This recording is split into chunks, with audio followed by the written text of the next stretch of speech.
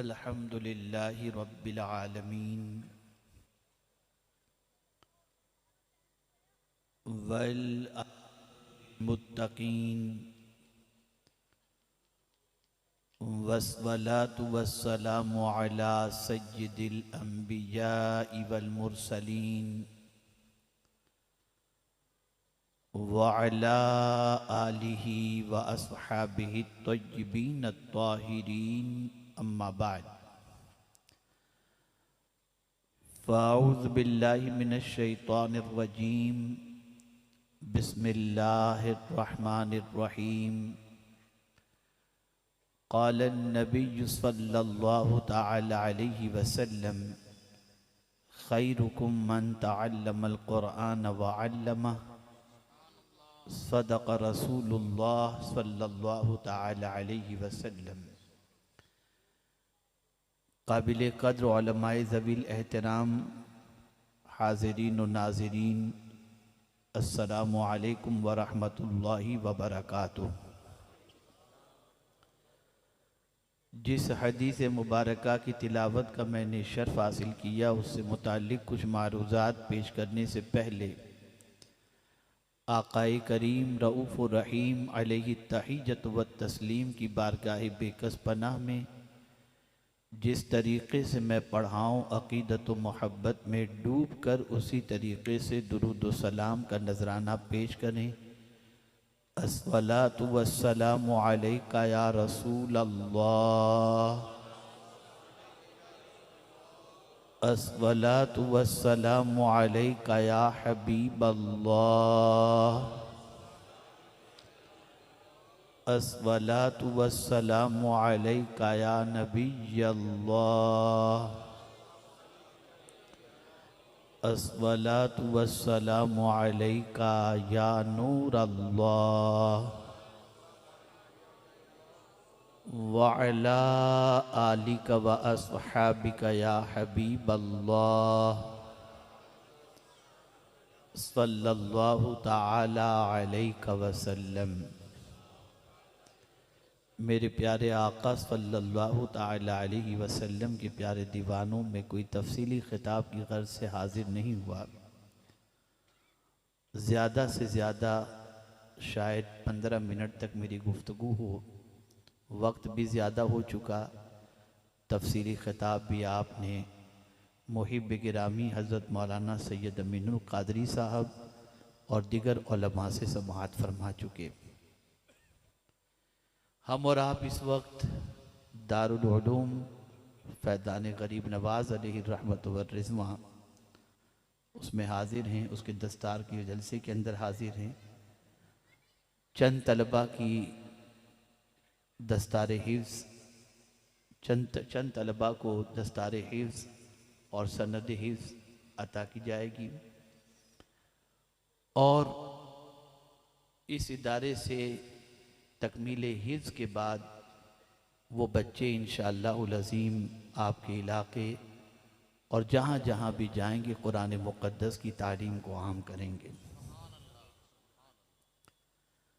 दुनिया में हर इंसान खुद को बेहतर समझता है,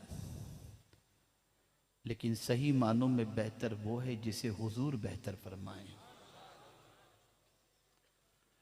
और मैं बड़ी माजरत के साथ अर्ज़ करता हूँ कि हमारी सोच इतनी बोदी हो चुकी कि हम उल्टे ही चलने लग गए। जिन्हें हुजूर ने बेहतर फरमाया हम उन्हें कमतर समझते हैं, और जिनकी कोई फजीलत नहीं है उन्हें हम बेहतर समझते हैं। आज हमारे यहाँ हुफ़ाज़ के हवाले से, कुरान पढ़ने और पढ़ाने वालों के हवाले से ये ज़हन बन चुका, हाफिज़ साहब ज़रा चाय का बोल करके आइएगा। ये कौन कह रहा है जिसको बिस्मिल्लाह भी सही तौर पर पढ़ने नहीं आती?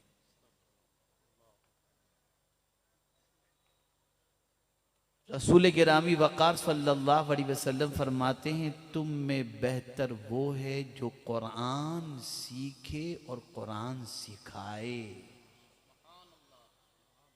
इसे हुजूर सल्लल्लाहु अलैहि वसल्लम ने बेहतर फरमाया।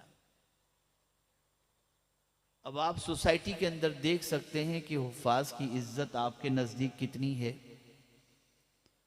उलमा की इज़्ज़त आपके नज़दीक कितनी है। एक हदीस मुबारक आपकी समाअतों के हवाले करूं। आक़ाए करीम सल्लल्लाहु अलैहि वसल्लम ने फरमाया, आलिम बनो या तालिब इल्म बनो, या आलिम की बात सुनने वाले बनो, या आलिम से मोहब्बत करने वाले बनो, पांचवें मत बनना वरना हलाक हो जाओ। आज उसी पांचवें की फहरिस्त के अंदर हमारी कौम ज्यादातर नजर आ रही है, इल्ला माशाअल्लाह। जब हम मुसलमान होकर दीनी इल्म की अहमियत को नहीं समझेंगे और दीनी तालीम और कुरान मुक़द्दस की तालीम की अहमियत को नहीं समझेंगे तो कौन समझेगा। अब मैं 2-3 हदीसें आपकी समाअतों के हवाले करूं। ये बच्चे जिनको आज दस्तारे हिफ्ज़ और सनद हिफ्ज़ से नवाजा जाएगा, जिन्होंने सुबह से लेकर रात तक कुरान मुक़द्दस पढ़ा और इनके असातिज़ा ने इनका कुरान सुना, वक्त पूरा घर छोड़कर, आराम छोड़कर, माँ बाप को छोड़कर, रिश्तेदार को छोड़कर लग गए बेचारे अपनी बचपने की खेल कूद की जिंदगी को भी तर्क करके कुरान हिफ्ज़ करने में लग गए। अब ऐसों के बारे में हुजूर सल्लल्लाहु अलैहि वसल्लम क्या फरमाते हैं। आक़ाए करीम सल्लल्लाहु अलैहि वसल्लम ने इरशाद फरमाया कि रब इरशाद फरमाता है कि जिस शख्स को मेरा जिक्र, जो शख्स मेरा जिक्र और मुझसे दुआ करने में इसलिए रुका, मेरा जिक्र करने से और मुझसे मांगने से इसलिए रुका कि वो वक्त वो तिलावत कुरान मुक़द्दस में खर्च करता है, तो अल्लाह अज़्ज़ व जल्ल इरशाद फरमाता है उसके सवाल से भी अफजल चीज मैं उसे अता कर दूंगा। जो वो मांगने वाला था उससे बेहतर मैं अता कर दूंगा। यानी एक आदमी कुरान शरीफ की तिलावत में इतना डूब गया कि दुआ का वक्त भी उसने तिलावत में खर्च कर दिया, तस्बीह तहलील का वक्त भी उसने कुरान की तिलावत में खर्च कर दिया। अब खुदा से न भी मांगे तो मेरा करीम अपने फजल से ऐसे तिलावत करने वाले को उसके तलब से भी अफजल चीज अता फरमा देगा। अब जिस कौम का मिजाज ये हो कि व्हाट्सएप और टीवी से ही उसको फुर्सत न मिलती और टाइम न हो कुरान पढ़ने का, उसका क्या करेंगे आप। और इन मदरसों की अहमियत क्या है जानते हैं। जब बगदाद की सरजमीन पर प्लेग की बीमारी फैली और उस वक्त सैयदना गौसुस सकलैन रदी अल्लाहु मौला तबारक व तआला अन्हु की बारगाह में लोग हाजिर आए और अर्ज किया, हुजूर ताउन की बीमारी से लोग मर रहे हैं, आप कुछ करें।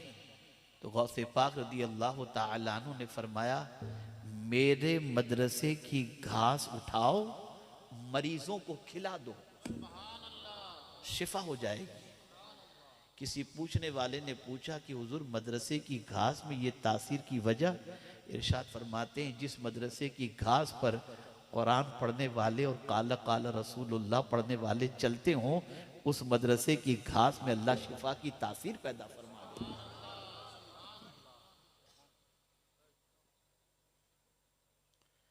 ऐ रसूल गिरामी वक़ार सल्लल्लाहु अलैहि वसल्लम के प्यारे दीवानों, मेरे आका सल्लल्लाहु अलैहि वसल्लम फरमाते हैं कुरान पढ़ो, कुरान पढ़ा करो, इसलिए कि ये कुरान क़यामत के दिन तुम्हारी शफाअत करेगा।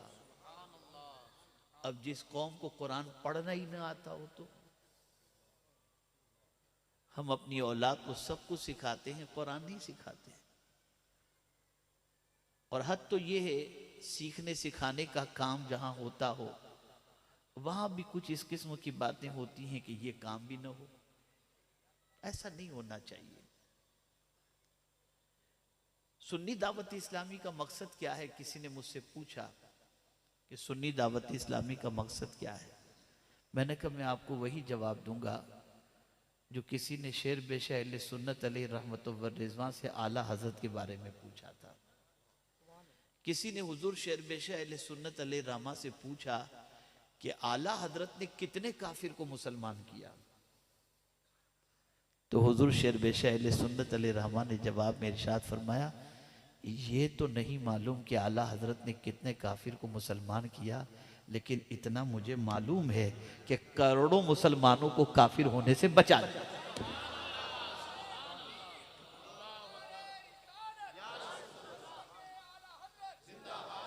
क्या ये सच नहीं है कि तहरीक से वाबस्ता होने के बाद लोग गुस्ताखे रसूल के टोले में जाने से बचे? क्या नमाज के पाबंद बने? जो लोग तबलीगी जमात में जा करके चिल्ले लगा करके अपना ईमान बेच देते थे, अब तहरीक के काफिले में जाकर चेहरा भी सजा रहे हैं और नमाज के पाबंद भी बन रहे हैं। हमारा मकसद यही है।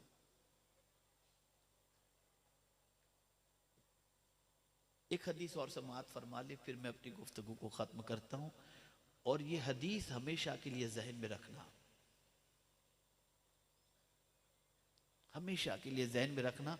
और अगर आज इस हदीस को आपने दिल में बिठा लिया ना, तो मैं आपको यकीन के साथ कहता हूँ, इस पर अगर अमल करोगे तो इसकी बरकतों से महरूम नहीं रहोगे। आकाए करीम सल्लल्लाहु अलैहि वसल्लम ने इरशाद फरमाया, कुरान का एक सिरा, यानी एक रस्सी होती है, इसका ये एक सिरा हुआ, एक नीचे का सिरा, दूसरे हुए ऊपर का नीचे का। तो आकाई करीम सल्लल्लाहु अलैहि वसल्लम फरमाते हैं, कुरान का एक सिरा यानी एक किनारा अल्लाह के दस्ते कुदरत में है, और दूसरा सिरा जो कुरान पढ़ता है उसके हाथ में है। सरकार सल्लल्लाहु अलैहि वसल्लम फरमाते हैं, कुरान को थाम लो, कभी गुमराह नहीं होगे। अब अगर कोई कुरान अपने हाथ में लेता है और पढ़ता है, तो बज़ाहिर उसके हाथ में कुरान है, और दूसरे एंगल से देखे तो दस्ते कुदरत को थामते हुए नजर आ रहा है, जो उसकी शान के लायक।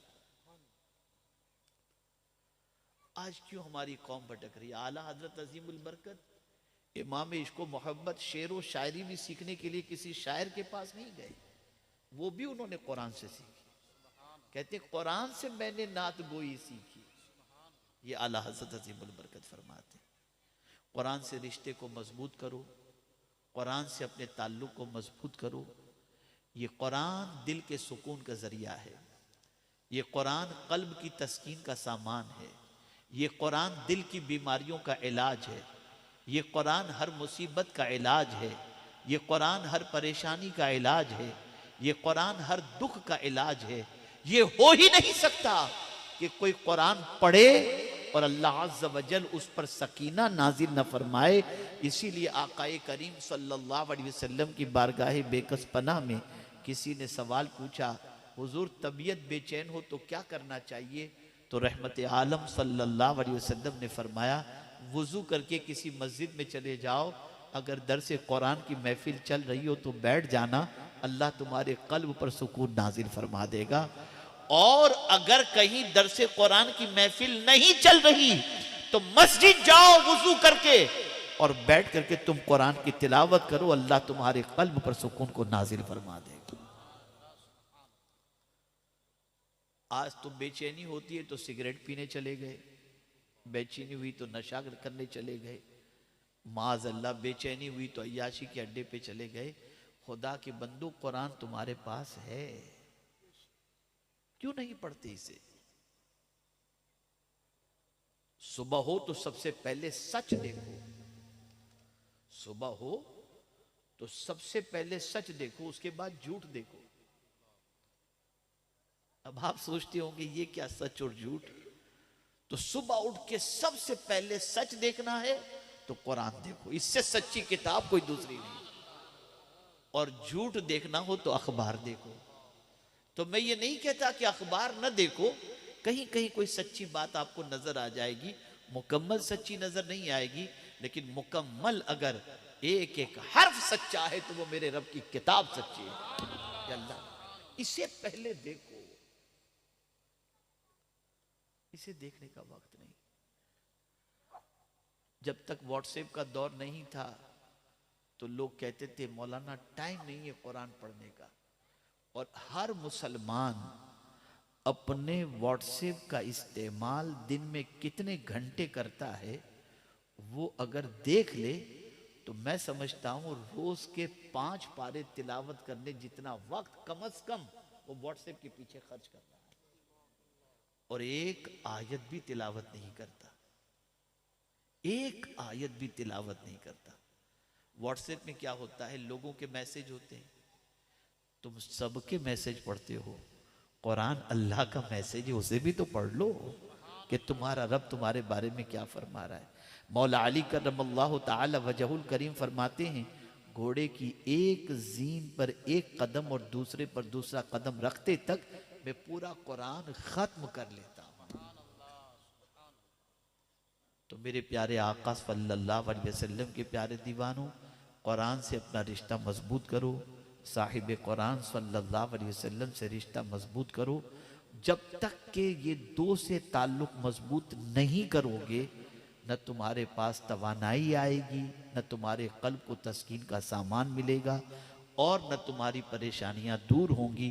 कुरान नाजिल ही इसलिए हुआ ताकि तुम्हारे दिल को अल्लाह शिफा अता फरमा दे कुरान के ज़रिए, और परवरदिगार ने अपने महबूब सल्लल्लाहु अलैहि वसल्लम को भेजा ही इसलिए ताकि तुम्हारी बेचैनी और बेकरारी का इलाज हो। इसी को मेरे इमाम ने बड़े प्यारे अंदाज में क्या कहा है, और क्या ही खूब कहा है, उनके निसार कोई कैसे ही रंज में हो, जब याद आ गए हैं सब गम भुला दिए हैं, तिनका भी तो हमारे हिलाए नहीं हिलता, तुम जो चाहो तो हो जाएं अभी कोहे महनपूल।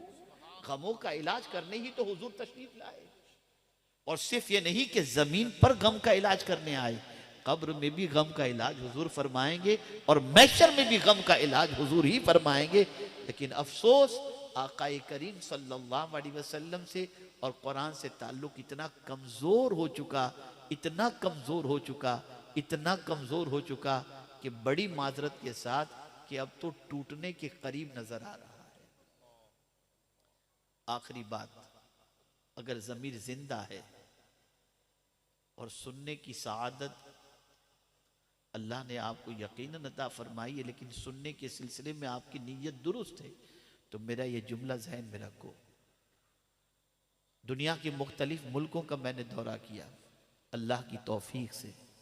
अभी बरतानिया, अमेरिका, दुबई, मदीने मुनव्वरा, मक्का मुकर्रमा, बगदाद मुक़द्दस, तकरीबन कई ममालिक का दौरा करके अभी हाजिर हुआ। मैंने ऑब्जर्वेशन किया, तज्जिया किया, इससे पहले भी किया था और अब की मर्तबा भी मैंने किया। गौर से सुनिएगा जो बात अर्ज करने जा रहा हूं। जो नए मुसलमान बन रहे हैं अंग्रेज, जितने अंग्रेज नए नए मुसलमान बन रहे हैं, उनमें से 90% ऐसे मुसलमान बने हैं जिनको कुरान सही तौर पर मखरज के साथ पढ़ना आता है। और ये मेरा ऑब्जर्वेशन है कि पैदाइशी 90% से ज्यादा ऐसे मुसलमान हैं जिनको कुरान पढ़ना ही नहीं आता। कुरान पढ़ना ही नहीं आता। आपने सीखने की कोशिश की, तवज्जो दी कभी आपने? ये इदारा इसीलिए कायम किया गया कि यहाँ से हुफ्फाज निकलें, कुर्रा निकलें, मकातिब में पढ़ाएं, तरावी पढ़ाएं, आपको पढ़ाएं, ताकि आपका कुरान मुक़द्दस दुरुस्त हो और आप अल्लाह की किताब के पढ़ने वाले बन जाएं। ए रसूल आज़म सल्लल्लाहु ताला अलैहि वसल्लम के दीवानों, इस बात को अच्छी तरीके से जहन में रखो। अब वक्त बात करने का नहीं, काम करने का है। और इसीलिए मेरे इमाम ने वाज़े लफ्जों में फरमा दिया, ये नहीं फरमा दिया कि मैं बात करूं जिससे सरकार आप राजी हो जाए, नहीं, फरमाते काम वो ले लीजिए, काम वो ले लीजिए तुमको जो राजी करे। तो आज जरूरत है काम करने की, बात करने की नहीं है। बात तो बहुत होती है और होती रहेगी, काम करो। इसलिए कि अल्लाह काम देखता है, अल्लाह के रसूल काम देखते हैं, मोमिनीन काम देखते। कुरान कहता है वक़ुल इअमलू फसयरल्लाहु अमलकुम व रसूलुहु वल मुमिनून। मेरे महबूब सल्लल्लाहु अलैहि वसल्लम आप फरमा दें, काम करो, अमल करो, अल्लाह उसके रसूल और मोमिनीन तुम्हारे काम को देखेंगे। इसलिए मैं गुजारिश करता हूं, बातों में वक्त ज़ाय करने की बजाय काम पर तवज्जो दें, खुद भी कुरान सीखें, अपनी औलाद को भी कुरान सिखाएं। मोहल्ले वालों को भी कुरान सिखाएं। हुजूर सल्लल्लाहु अलैहि वसल्लम ने ताकीद फरमाई थी सहाबा से कि जो कुरान सीख चुका है वो अपने पड़ोसियों को कुरान सिखाए। ताकीद फरमाई हुजूर सल्लल्लाहु अलैहि वसल्लम। अब जब हम खुद ही नहीं जानते अपनी औलाद को क्या सिखाएंगे, मैं आपको सिर्फ एक तरगीब के लिए बता रहा हूँ, कोई अपनी होशियारी दिखाने के लिए नहीं। अल्हम्दुलिल्लाह मेरी अहलिया का कुरान मैंने खुद सुना था, ठीक था, लेकिन मैंने सोचा मखरज के साथ। कम अज कम मेरी बीवी इस वक्त 57-58 साल की होंगी। मैंने एक बेहतरीन कारिया और आलिमा उनके लिए रखा हूं।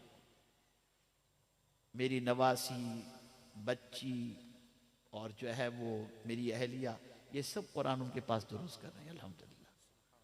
आप जब तक कि ये नहीं सिखाओगे और इस पर तवज्जो नहीं दोगे, उस वक्त तक मैं आपको यकीन के साथ कहता हूं बेकरारी खत्म नहीं होगी, बेकरारी बढ़ती चली जाएगी। बेकरारी का इलाज कुरान की शक्ल में हमारे पास है। इससे रिश्ते को मजबूत करो और रसूल आज़म सल्लल्लाहु अलैहि वसल्लम से रिश्ते को मजबूत करो। इंशाअल्लाह दुनिया भी संवर जाएगी और आखिरत भी संवर जाएगी। अल्लाह रब्बुल इज़्ज़त जल्ल जलालहू आक़ाए करीम रऊफ़ रहीम अलैहि तहिय्यत व तस्लीम के सदक़ो तुफ़ैल मुझे आपको सबको कुरान और साहिब कुरान से अपने रिश्ते को मजबूत करने की तौफीक नसीब फरमाए।